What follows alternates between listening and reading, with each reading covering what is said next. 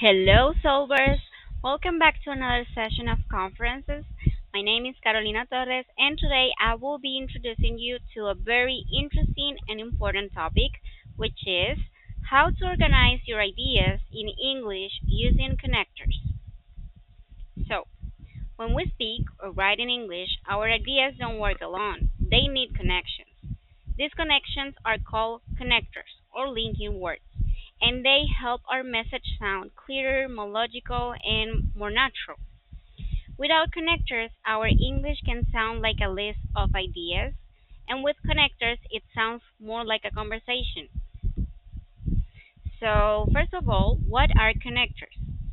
So, connectors are words or expressions that join ideas and show the relationship between them. They can show addition, contrast, and cause and result. For example, I like English, I practice every day. So this sounds correct, but very simple. Now let's look up with a connector. I like English because I practice every day. The meaning becomes clear. So, why are connectors important? First of all, they connect ideas, then they make English clearer, and also they help your message flow. Plus, English sounds more natural with the usage of connectors.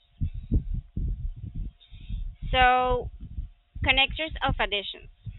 We use this when we want to add information or more details.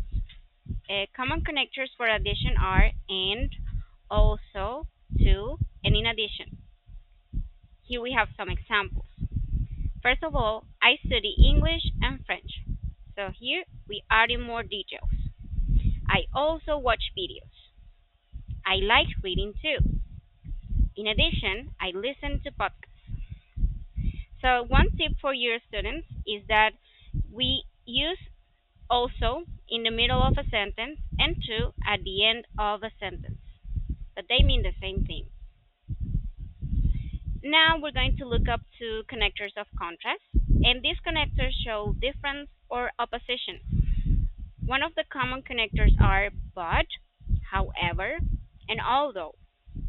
And here we have some examples. I want to speak fluently, but I feel nervous. I practice a lot, however, it is difficult. Although English is challenging, I enjoy it. So, very important reminder is that however is more formal than but. So, if you want to write like an essay or a very academic paper, maybe you want to use however. Then we have connectors of cause and result. And we use these connectors to explain why something happens. One of the common connectors are because to explain a reason and so to explain result. And here we have some examples. I study English because I like it. I like it, so I study every day. Uh, well, now to end this conference, very important to know that connectors help your English flow. They guide the listener and make your ideas easier to follow. They help us organize our arguments, show logical thinking, and it makes your English sound professional. So, one recommendation for you guys at B1 level is that you maybe want to focus on clarity and not in quantity. So, using a few connectors well is better than using many incorrectly. So, here we have some tips. First of all, choose the right connector. You know, if you're explaining connectors of cause and result, maybe you want to use because and so. If you're explaining something that you want to add more information, remember that we have and, also to, or in addition. Or if you want to provide different opinions, we have but, however, and although. Also, do not repeat the same one. Again, if you're doing like an essay, an academic paper, maybe you want to try to choose different ones in different sentences.